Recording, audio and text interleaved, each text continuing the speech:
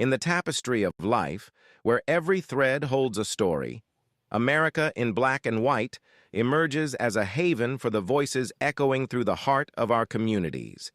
In this podcast, we wade through the rivers of our collective experiences, celebrating the vibrant hues of change brought forth by the whispers of hope and the roars of action. It's more than just a conversation. It's a journey into the heart of our society, illuminated by the light of those daring to dream and do. Join us, and let your voice be the melody that guides us toward a dawn where every color finds its place in the masterpiece of our shared destiny. Together, let's paint a future brimming with the positives that dwell in our minds and the actions.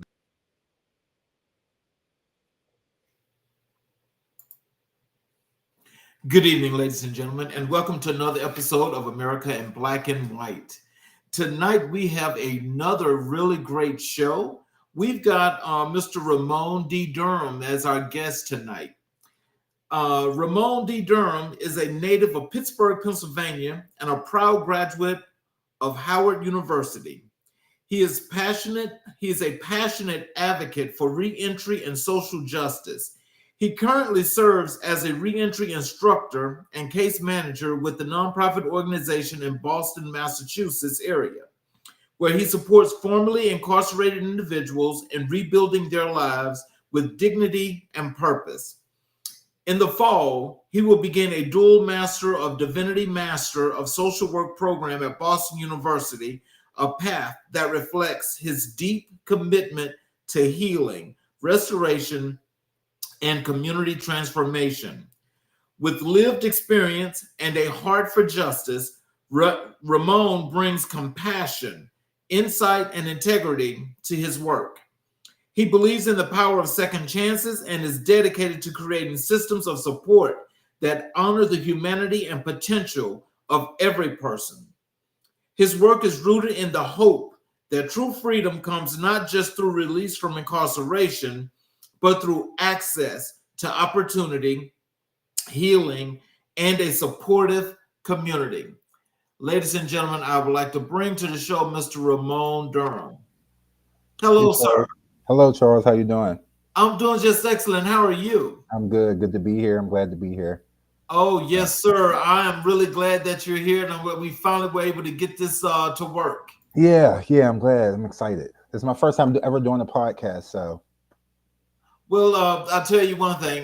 Once you get done with doing this one right here, we'll have you back again because you'll love it that much. Okay. So, is there anything you'd like to add to your bio before we get into the show? No, I think that kind of like adequately describes like who I am, and like kind of like what I do. I just like to always share and be transparent about like where I've been. So a lot of the work I do is based upon my lived experience. I think also my reasoning, my why for the work that I do is because I've dealt with addiction. I've dealt with incarceration. And I know how difficult it is trying to navigate transformation. Also, even in getting out of prison, like I didn't kind of like get into trouble until after I kind of like graduated from Howard. So, but even with having a degree, the opportunities as far as employment were limited to me. So I just know the struggle. And so that's why I'm passionate about like the work that I do, helping formerly incarcerated people. Well, one last thing. Did I pronounce your name right? Ramon, yep. It is Ramon. Okay. Yep. I wanted to make sure. Yeah. So let's get started here. Let's go into, the personal background and career. Can you share your background and what inspired you to become a public speaker? So basically I would say that like I felt a calling, I would say, into what I would say like ministry.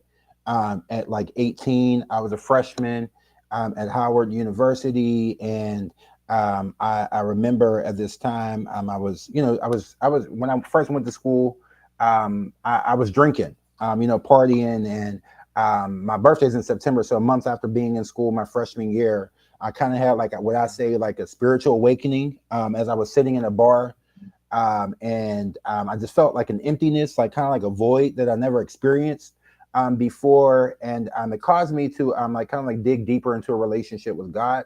So during that time, I felt like I had I felt a call into ministry. Ministry for me, I thought, of course, having a limited understanding, I thought that it meant church, pastoring, and preaching, and I've even done that.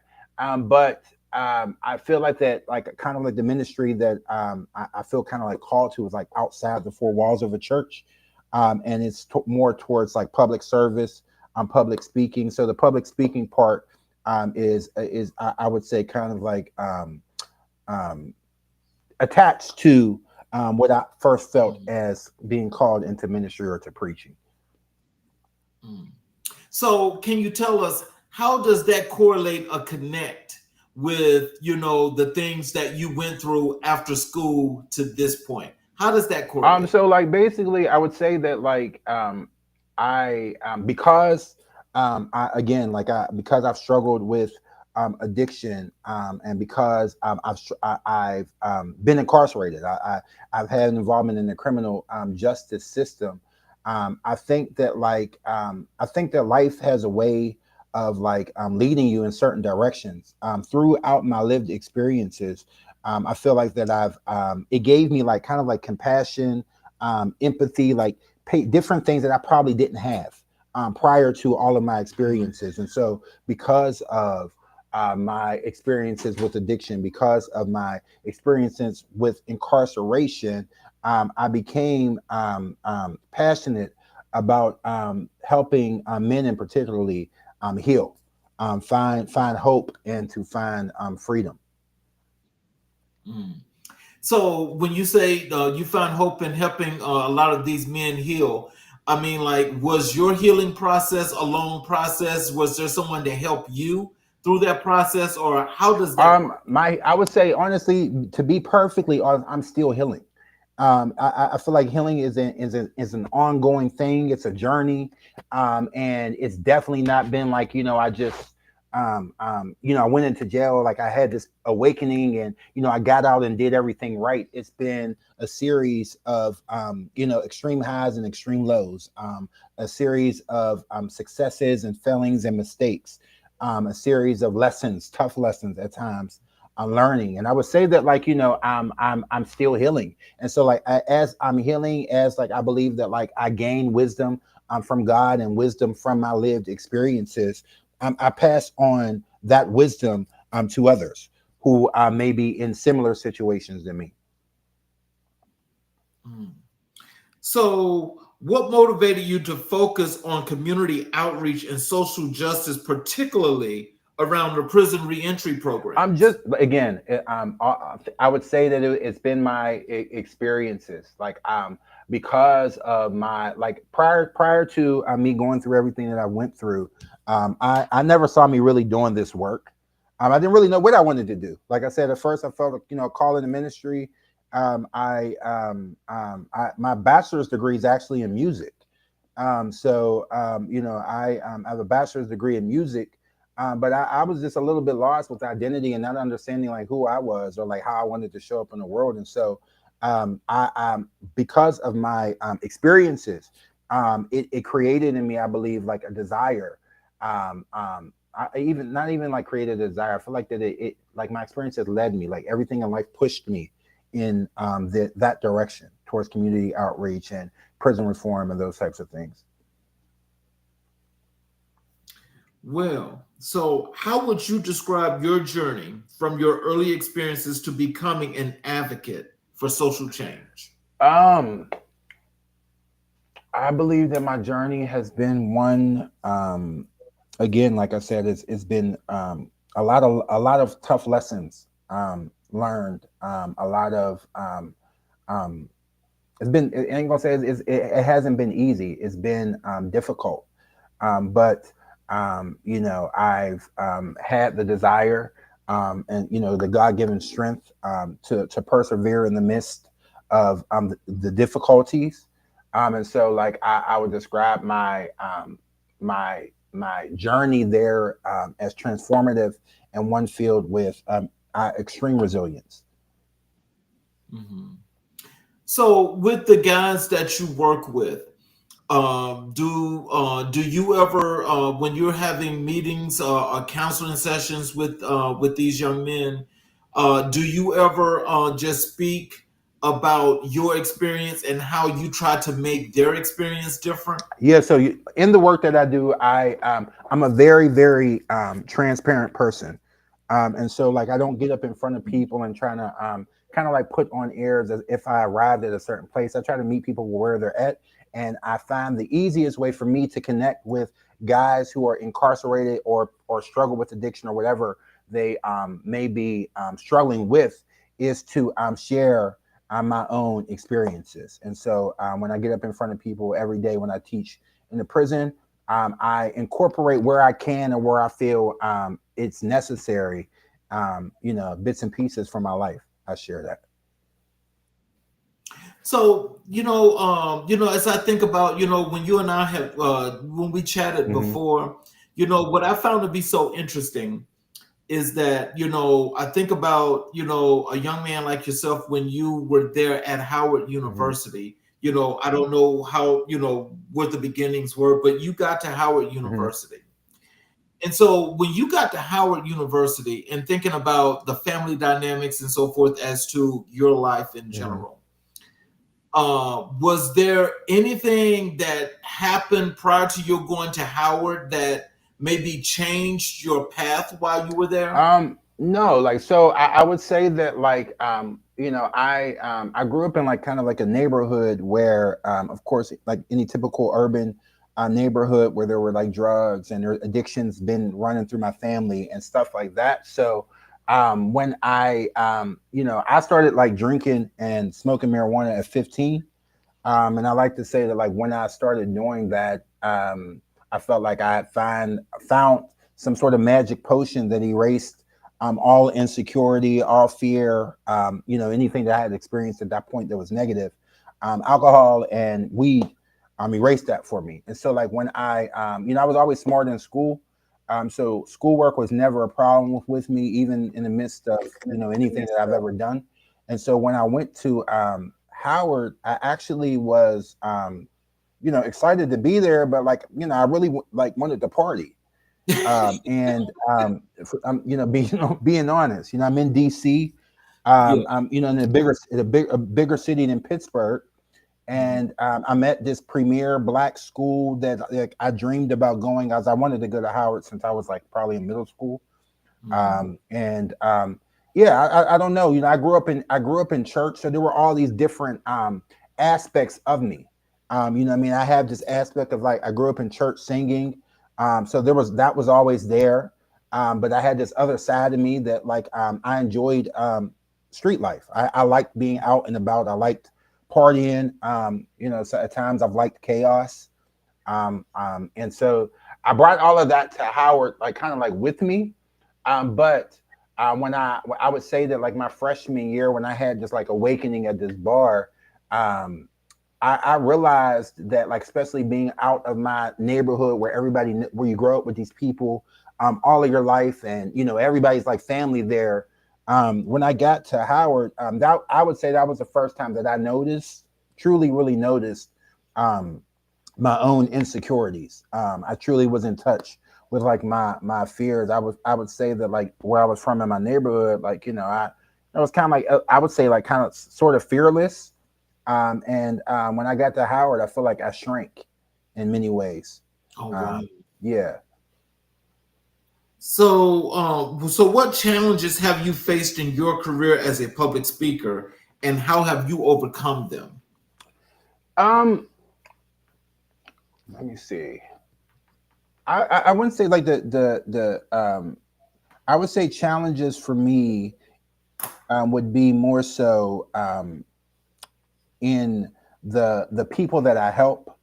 Sometimes I can get a little maybe like too connected or like involved with someone who maybe is in a different space of change and like trying to like understand like everybody's journey is different.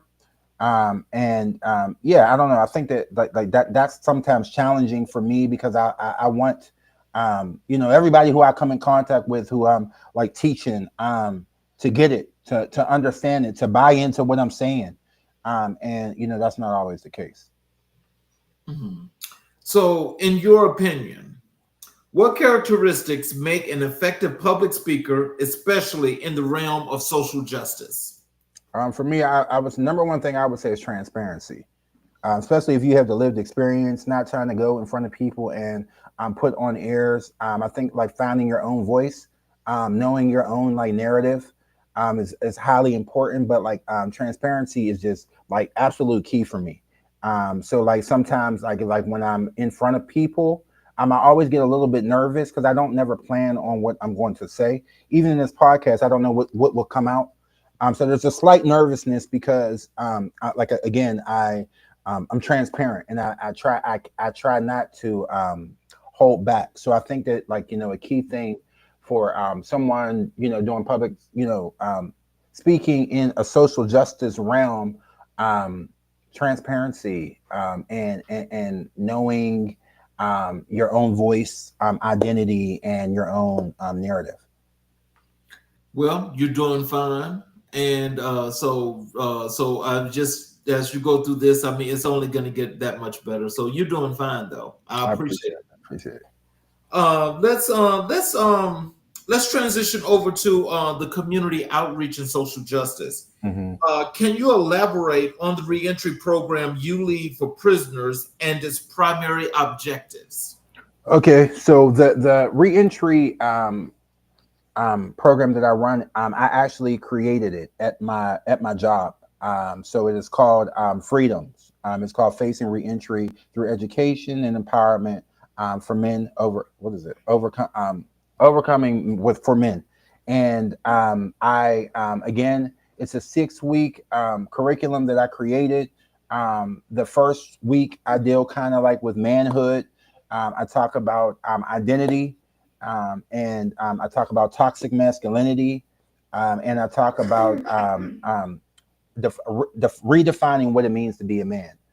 So I kind of like deal with that the first week. The second week, I deal with overcoming obstacles, values and goals, and establishing a mission statement and a vision, like kind of like for one's life.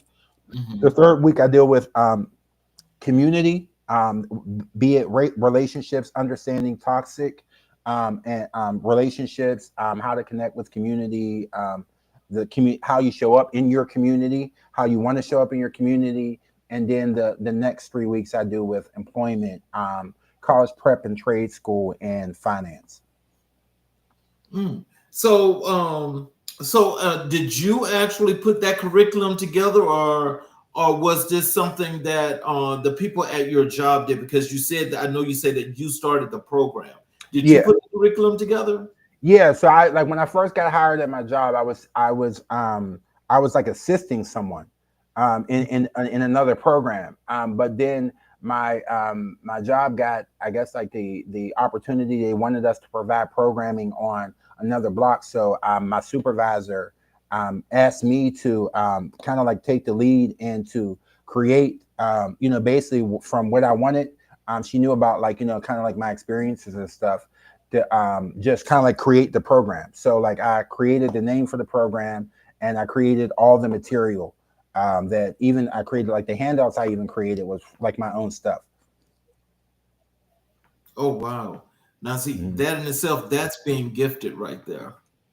That's Yeah. being gifted because normally for a lot of people, when especially when it comes down to educational curriculums and so forth, some people that are tasked to do those kind of things, they kind of Yeah. struggle because they I guess they have this tendency of overthinking. But Yeah. apparently you knew exactly what was at stake in order to put this together. Yeah.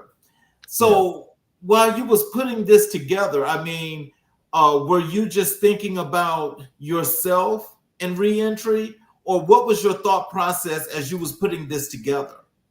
Yeah, it's well. One thing that what when I began to put this together, I still have my journal from prison from when I was in prison.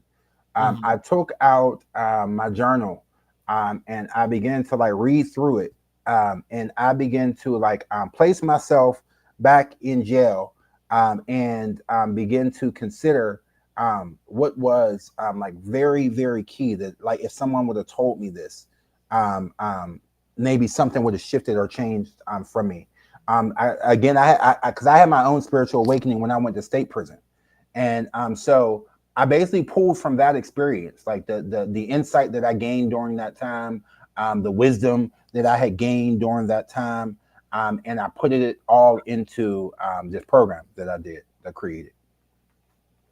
So, what are some of the biggest barriers that formerly incarcerated individuals face when reintegrating into society?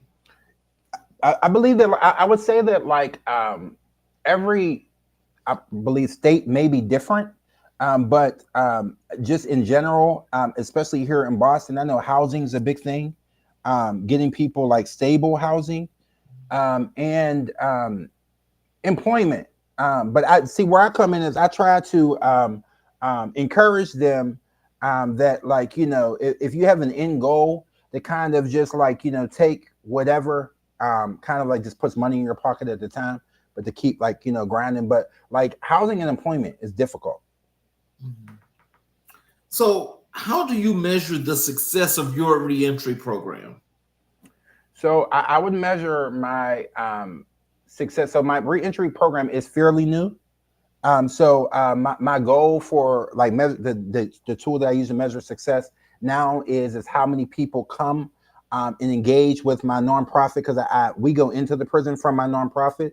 So like success for me would be people who get out of jail who are in my program and then now come into the nonprofit to do programming at the nonprofit. Mhm. So, what role does community support play in helping individuals reintegrate successfully?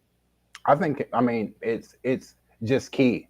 And community support comes in all different ways from all different people. So you can have community support from family, community support from resources and agencies, and community support from churches. I always stress and almost advertise and plug for people to do therapy, when especially men when getting out of prison. So I think that community support is like very important in reentry. And these are honestly things that I didn't have adequately, and perhaps that's why I may have bumped my head so many times. Listen, that So shit. yeah, so but I sometimes that's what gets me frustrated with some of the guys that I teach too, because I see there's so many programs, at least here in Boston, there's so many programs, and and even with me, with people who are assigned to my caseload, I'm trying to help and support people who don't want it. Mm. So Now that's interesting. But I want to circle back to that, but I want to ask you about something that you said in the last statement that you made.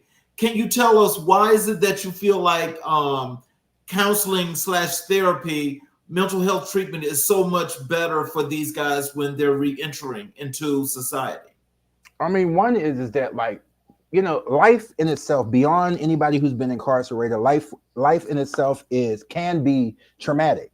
We live, we die, we lose, we hurt, and we get used, especially black people, like what I mean, black men and women, get used to just going through life, and pulling herself up by their bootstraps and keeping it moving. But I think that like men don't talk about their emotions.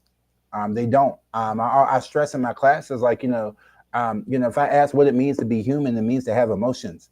I mean, yet men, especially a lot of black men, act as though they don't have emotions, or if they don't know how to express their emotions, or if they do express their emotions, the only emotion that they know how to express is anger. Right. So I just think that therapy is just key in just being whole and well, and being able to kind of like show up in a world, and do like kind of like figure out and do what you were created here to do. Let me ask you something about you say about the expressions being angry. Mhm. Do you think that's a learned behavior, or do you think that's something that's taught I that think it, gets these guys that way? I think it's both. I think it's Okay. both learned and taught. Like, you know what I mean? I think that like when you like again, I teach a class on toxic masculinity, which is a distorted, unhealthy view of what it means to be a man.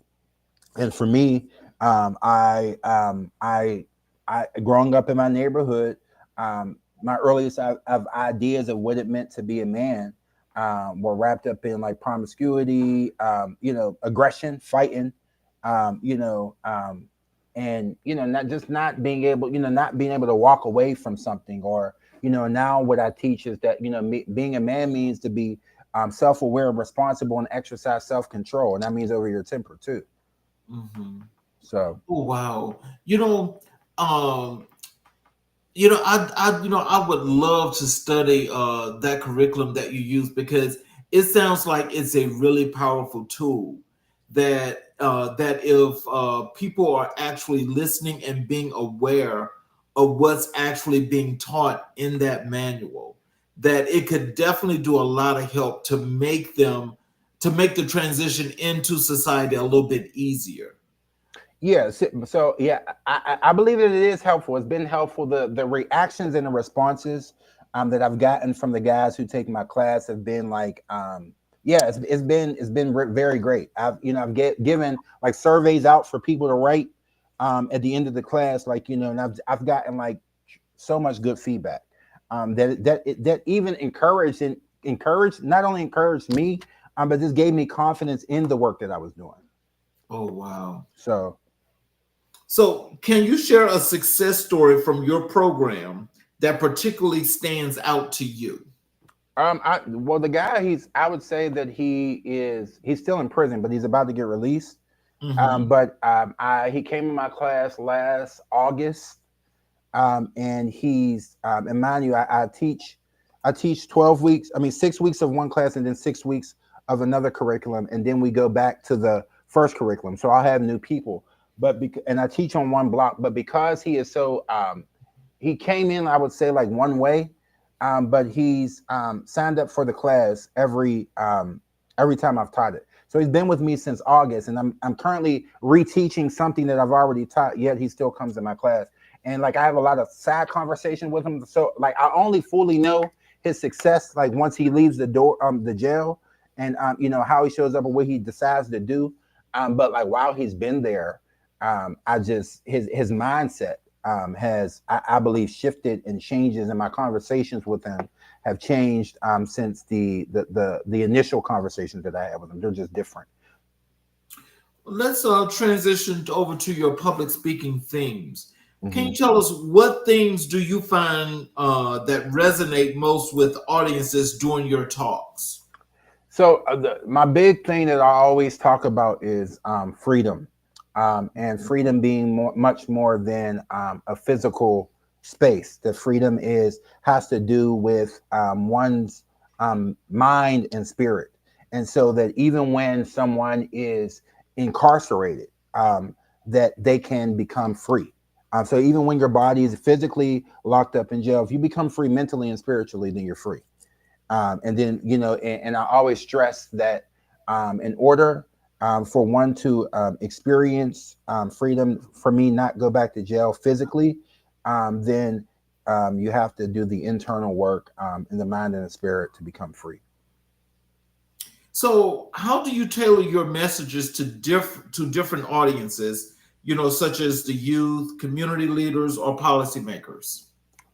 So I really haven't done any too many youth things, but if I did do youth things, I would probably kind of like consider tailoring and talking about me as a kid, and my experiences in my own youth, and kind of like just sharing my story in a way that I would hope would resonate in helping people to see kind of like where I was, where I am and where I'm going. Okay. So What role do storytelling and personal experiences play in your public speaking? very, very key. Again, storytelling is something that I always do. I think that like someone, not even just mine, but anybody's, someone's lived experience in a particular area is just the most impactful thing that one can um, have. It makes the deepest impact. It causes someone to, and it creates connection. So, how do you handle difficult questions or pushback during your speaking engagements?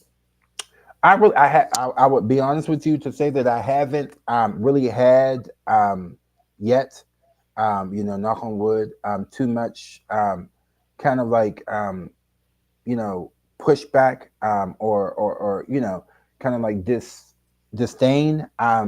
For the most part, what I've been doing has been like that's why I said I've been so encouraged and even given confidence because it's been so well received.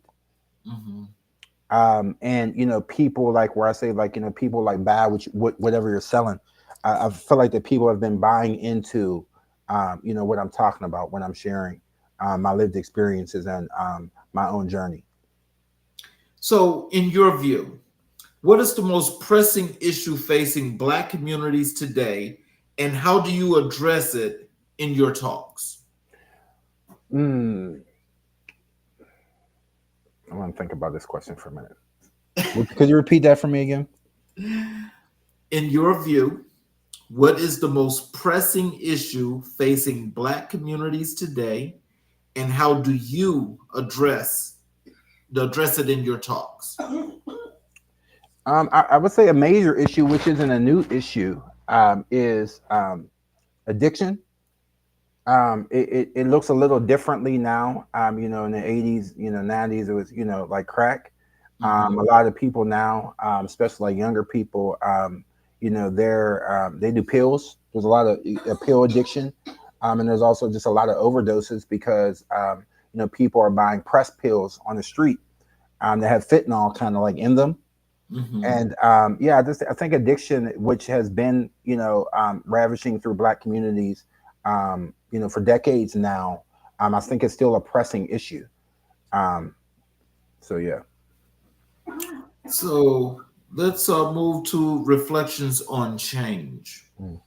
Over the years, what changes have you observed in community responses to social justice initiatives? I would say that um, again, me being in Boston, I've never seen, um, and I've talked to a couple other people who are from here and do programming here. Here they have a lot of programs for reentry, for homeless, for people struggling with addiction. There's just a lot of more programs than like again, I come from Pennsylvania, and my process was some years ago, but it there's a lot more available, at least here, than what was available to me about 10 years ago in Pennsylvania. Okay. Um, well, before I ask this question, let me just follow up and ask you, alluding to that last answer. Um, in Pennsylvania, Hmm. while there and you growing up, especially in Pittsburgh, which is Western Pennsylvania, Hmm. um, what was that experience like for you as a young Black boy? Trying to make your way through to the successes in which you're trying to accomplish things by going to Howard. What was that like growing up in Pittsburgh? It was all right. It was, I don't live there now, but I loved my community growing up. I come from like of course, like there's struggles and things that went on in my family, but I come from a big, loving family. Who come together during difficult times. And um, I wouldn't say that like my childhood was, crazy things happened. But yeah, I was loved.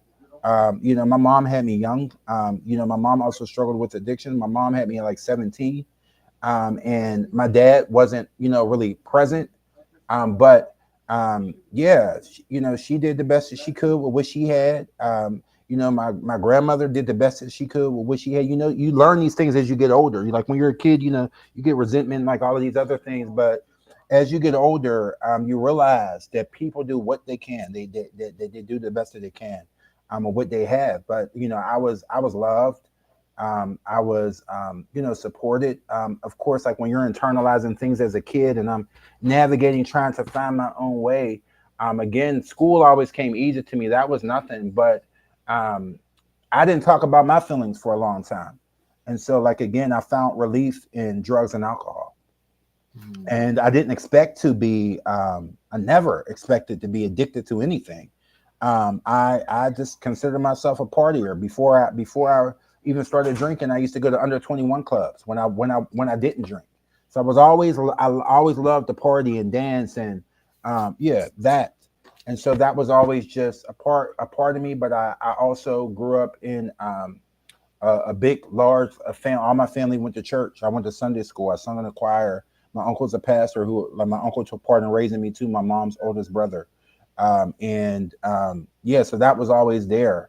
I preached my first sermon when I was like 18 in church, and so that part of me was always there. But I would say that I was when I went to Howard. I got in because I made good grades, but I was lost. You know what I mean? I didn't have a good sense of who I was or what I wanted to do. I didn't have that, and so that's why my journey went in the way that it did.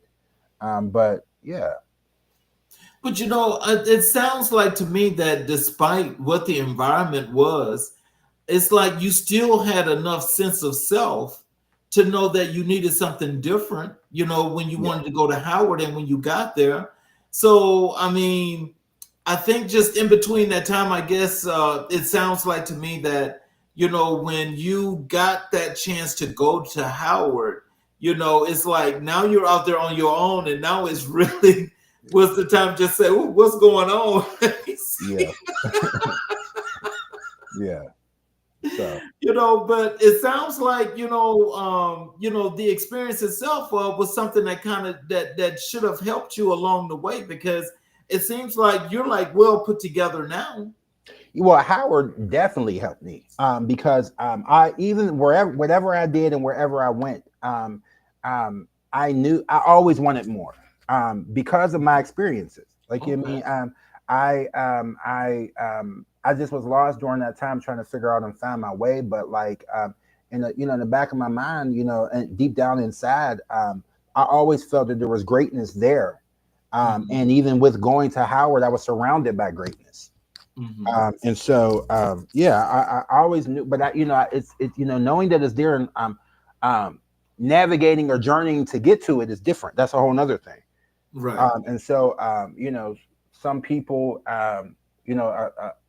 arrive at this place of understanding like who they are, where they're going, and see like I'm getting to their greatness early. They I mean some of them come to school with that. And then there's my journey was different. But I respect it, and it is it kind of like it just is what it is. So, how important is allyship in the work you do, and what does it look like to you? So I think that allyship is very important. I think that like having people, even if those who didn't weren't in particularly like locked up or may not have the lived experiences, but can share and walk alongside people. Especially with people getting out of jail, like a lot of these guys like just want and need love for real, for real. They may not be saying that, or they may not even know that themselves. But Hmm. deep down inside,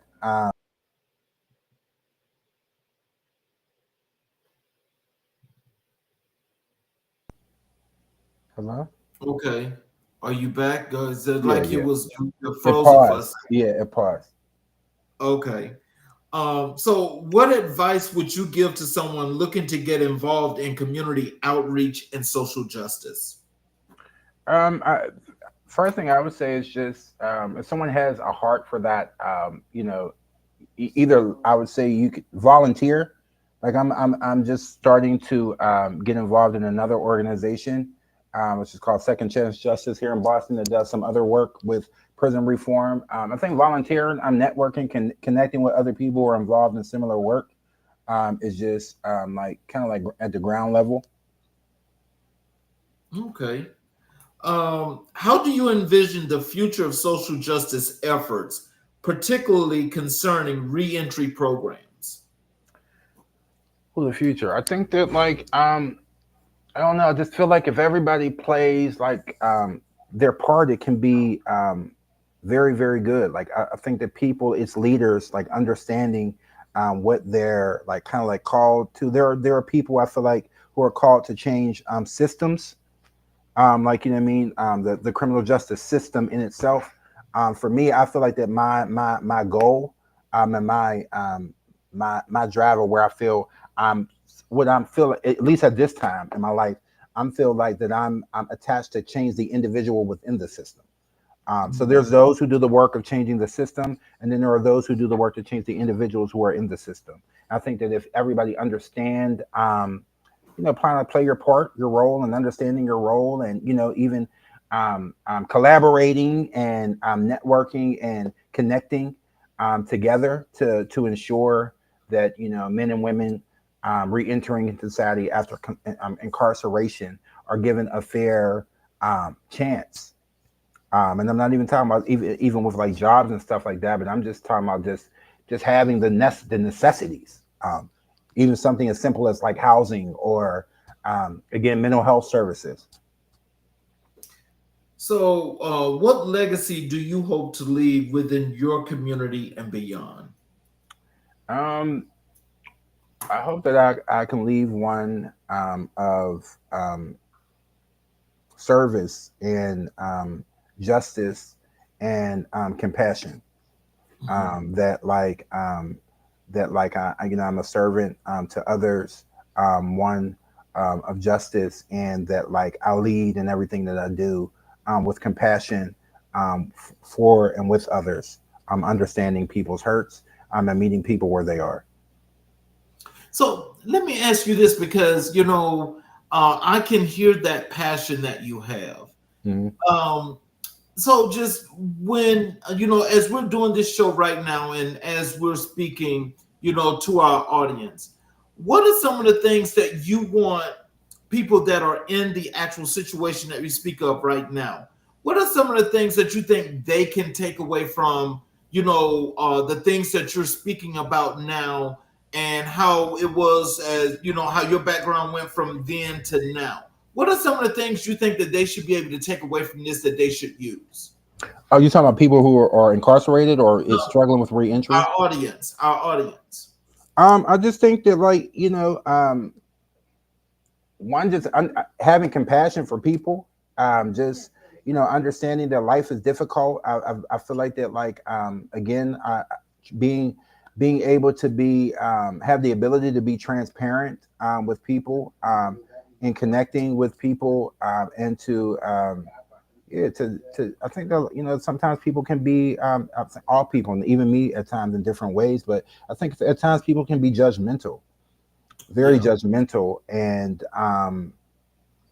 yeah, I just think that like we would do better if people were just more empathetic and compassionate and understanding and supportive in that type of way. And if a person who has a lived experience of doing this type of work, just being transparent, connecting with people in that way, and being honest. So let's talk about your future endeavors. Mhm. Um, are there any upcoming projects or initiatives you're especially excited about? So I'm actually in the process of putting together, trying to start my own nonprofit. And so Okay. I'm in the works for like trying to do that. And thank you, I appreciate it. I also I already I put together a book. Um, um, I'm deciding what I'm going to do with it right now. It's a little bit like it's me being very vulnerable. So it's actually my journal from prison. I put it together. So I put it all together. It's on the computer, I put it together as a book. So I'm debating about like what to do with that, or when to do something with it.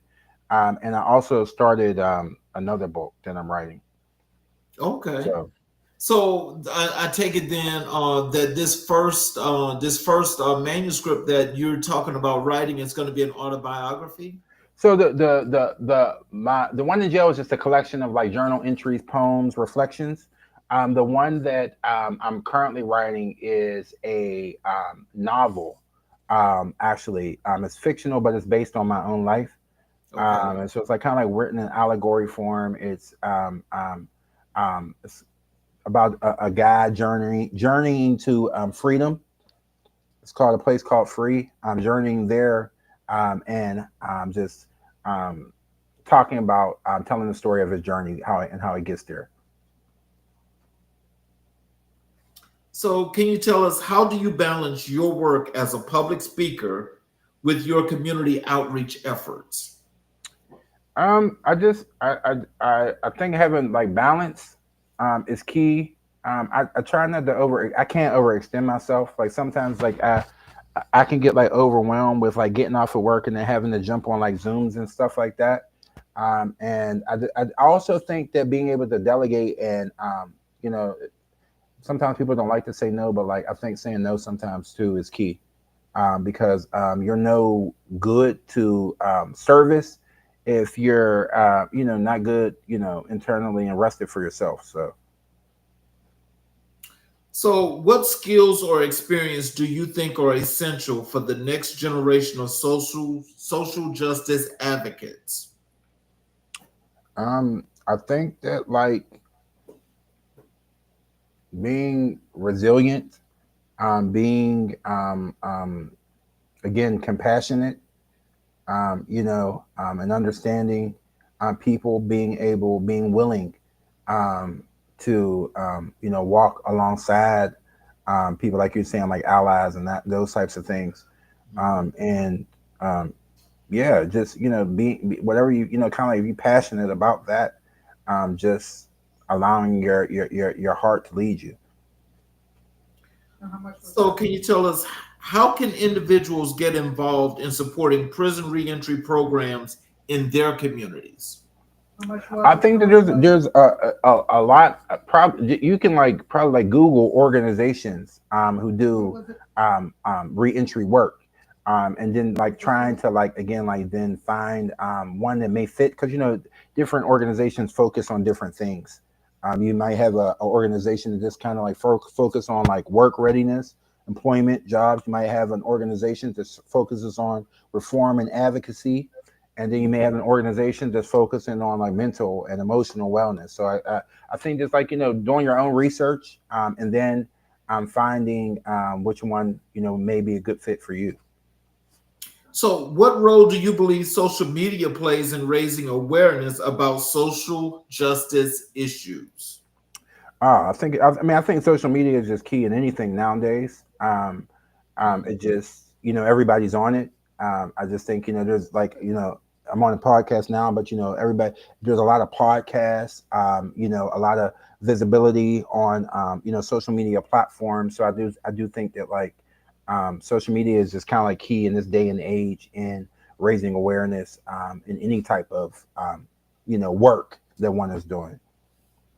How has your understanding of social justice evolved throughout your career? Mm. I would say that like like again like I feel like that I've been on a journey, and understanding what really like social justice is. Mhm. Even initially when I had the heart to do this, because of my own experiences, I didn't really consider it like social justice. I really just kind of like considered it, like kind of like some work that I wanted to do because I wanted to help. But I just think that it's evolved as I've been in different spaces, and then as I've continued to live, and fully understanding the work. So do you see advocates like yourself, like going into the future with these new people that want to get into social justice? Or do you project or have an opinion that for the fight that's been put up with into that situation up to this far, do you see it getting a whole lot better? Do you see it staying the same? Do you see it changing as to how people are attacking social justice?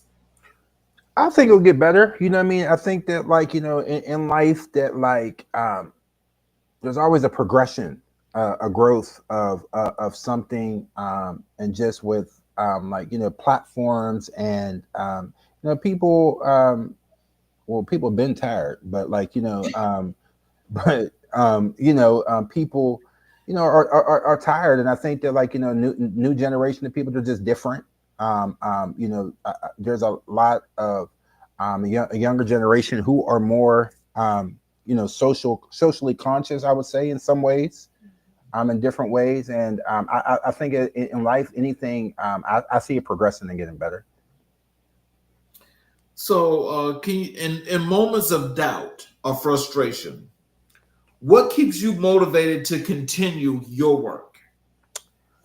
Man, I have God. I just would have to say that. Like I have, I feel like that.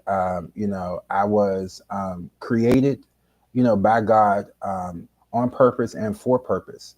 And so, part of the work that keeps me motivated is that I feel like that I'm doing the work that like my soul must have.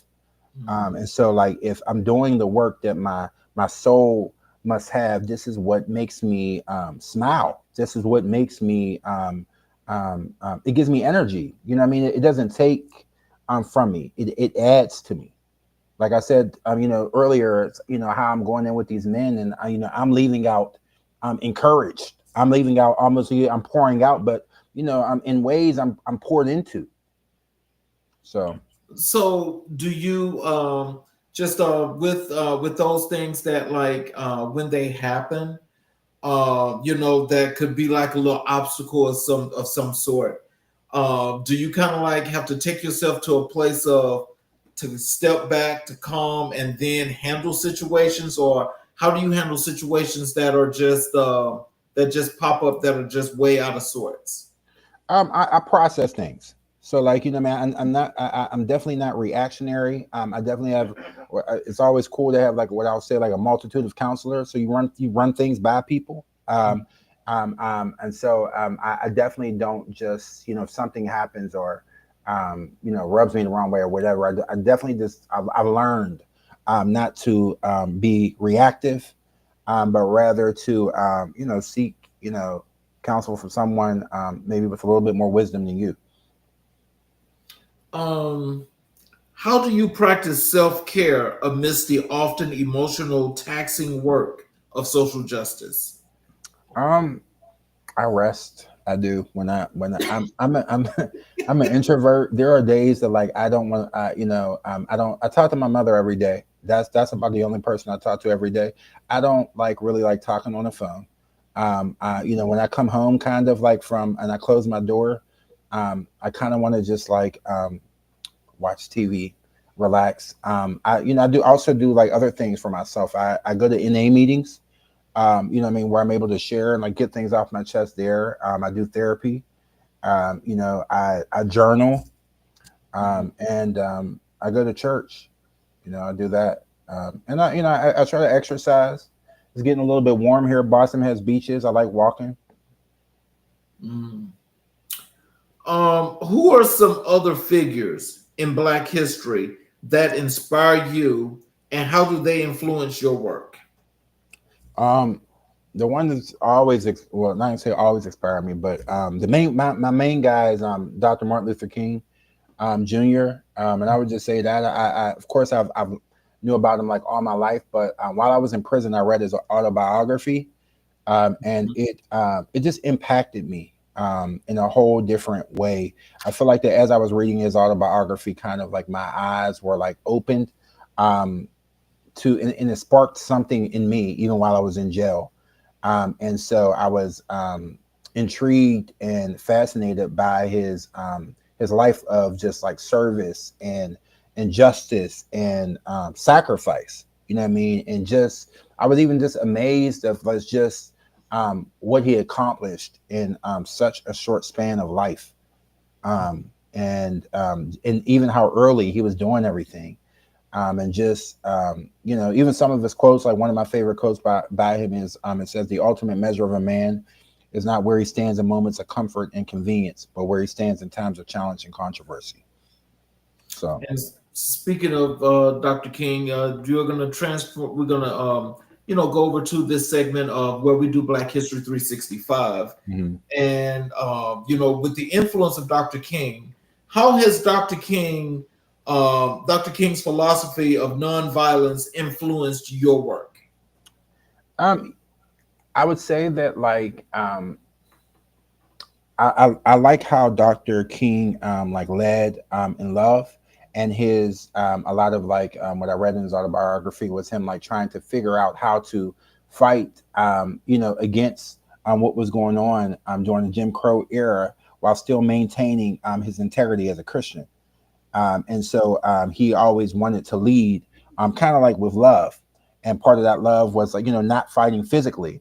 And I would say, and back in my heyday, I was a fighter, and I was reactionary to things, and yeah, I my heart is has softened so much that like everything that I do, I pray and try to lead in love, with others and for others. So, in what ways do you see Dr. King's legacy reflected in contemporary social justice movements? Well, service, and and a lot of these protests that they do, they're nonviolent. I mean, the violence actually comes from the police. Hmm. So, just as well as when civil rights era was going on, the same thing, different era, but just the service and just the justice and just the resilience of fighting in the face of the absurd. So. So can you tell us, can you share a specific lesson or quote from Dr. King that has guided you in your career? Yeah, the one I just quoted kind of like has been the one that I just kind of like hold on to, the ultimate, because I'm always like playing around and thinking about what it means to be a man, truly what it means to be a man, and just and I'll repeat it again, the ultimate measure of a man is not where he stands in moments of comfort and convenience, but where he stands in times of challenge and controversy. So that's something that like I keep at the forefront of my mind, and I utilize that in all areas of my life. I use that with relationships. The ultimate measure of a friend is not Mhm. where they stand in comfort and convenience, but where they stand in challenge and controversy. So, how do you incorporate the principles of equity and justice advocated by Dr. King into your public speaking engagements? I just believe that like it's kind of like automatically incorporated by way of my own experiences. The reason why I'm an advocate or passionate about justice and equity is because I feel like I've been at times, especially being involved in the criminal justice system, treated unfair. I know what it feels like to have, and again, like I said, I didn't start getting in trouble until after I had a degree. So imagine, people who haven't graduated, high school, the obstacles you have to overcome, and so I just know what it feels like to to have doors in front of your face. I know what it feels like to go to court and get sentenced 10 times harder than perhaps your white counterpart. So How has Dr. King's emphasis on community upliftment shaped your approach to outreach? um yeah, I just think that like we can't do nothing without community. I feel like that we're a part of community, and I feel like that like I'm doing this type of work, you have a responsibility, kind of like to whom much is given, much is required. I feel like that, a lot of people who get involved in this work, there's one who is, passionate, about it, but then there are those who are called to this. And for me, I feel this, this is much more than, a passion project for me. This is, I feel called to this. Mhm. Well, I'm glad that we're not done, but I'm just glad that we got the opportunity, for people to see you and hear your story and where you have gotten to today, because I think it's that passion, that compassion, that empathy and that sympathy, for others that you're providing. That probably a lot of folks did not provide to you, but you're doing that. Yeah. And I just think that when we can all do something to reach back and grab others and pull them forward, it makes life a whole lot easier. Yeah, for sure. It does. So let's talk about Black history perspectives. Why do you think it's important to discuss Black history in the context of social justice today? I believe that like any social justice history is rooted, especially in this country, is rooted in Black history. So I feel like the understanding, having a good sense and understanding of Black history is key in understanding, social justice, any type of justice. How do you feel the historical narrative around incarceration in the U.S. impacts current perceptions of the criminal justice system? Repeat that again. How do you feel the historical narrative around incarceration in the U.S. impacts current perceptions of the criminal justice system?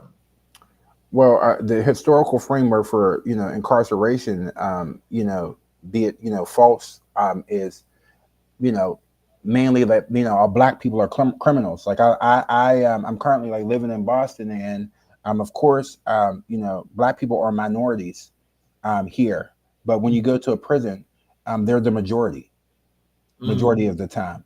And mm. so I just think that like that, the narrative surrounding, the criminal justice system and, black people is just bad. Well, see when I think about this question, and I love the way you answer that question, but we could be a little bit deeper and in depth with that. Mhm. Is kind of like how I see it, because, and you just tell me what you think. I think that it's clear that the justice system has an inequality when it comes to black people, especially black men. And so for us, it's clearly two justice systems, Mhm. because we're guilty until proven innocent. Right. The other folk are innocent until proven guilty, but they Right. say the justice system says you're innocent until proven guilty. But we Right. know that that's flawed and that's a lie. But Hmm. then they also say Lady Justice is blind. When of course that's not true either, because you know good and well she can look under that veil and say that's a black man, he's guilty. Right.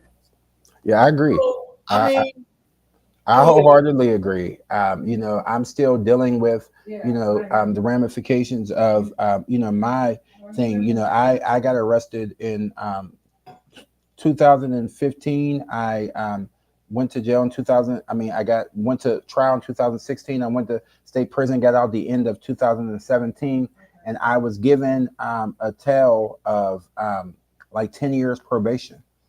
Wow. And I'm never given a program, never given an opportunity for anything like that. I'm not saying that like, you do a crime to not, there's consequences for the things that you do. I'm Mhm. not saying that, but what I'm saying is that like, I firmly believe for sure that like, I know, white people from being in programs and being in prison and all of that who have done way worse, and just hasn't been given. Like I have excess probation, So luckily, I didn't get in trouble again, because this just would have been a whole cycle of going back and in and out of jail if I would have like fallen. Mm. But yeah, it just was excess for a person who clearly was just struggling with addiction, doing things out of that, never given a program. And like I said, I'm not saying not to, that I didn't deserve any time or whatever, but to put me on paper for 10 years Yeah. was just excess. But you know something? I'm going to say this to you as well. That city that you're in, I know it oh so well. Yeah, A couple of times was enough for me. yeah. I never had to go across anything, but I actually saw people that look like you and I that went through some things, and I'm like, that is just flat out crazy. Well, you can't do that while I'm here.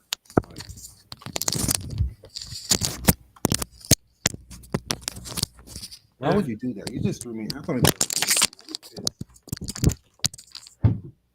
Nobody could hear me. I can hear you. I'm over there making faces like puffing and puffing while I'm on a podcast. Why would you do that?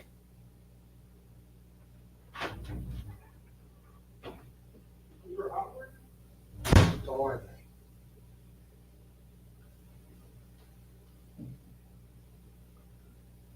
Oh man.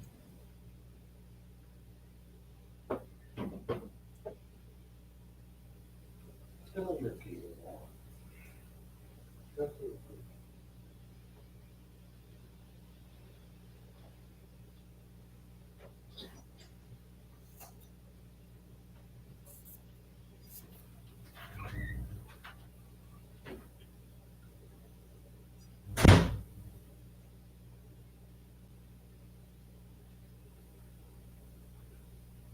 Ramon, is everything okay?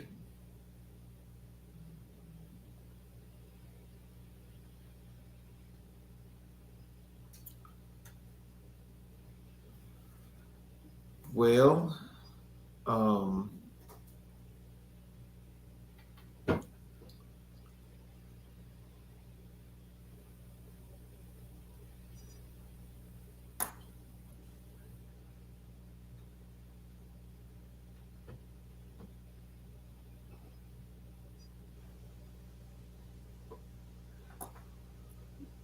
well, um,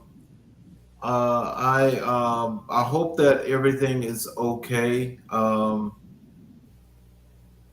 That was a we had a pretty good show here, and I think Mr. Durham has done an enormous amount of things that we should all be proud of, and I'm very happy that he has made some changes and things are going better for him now.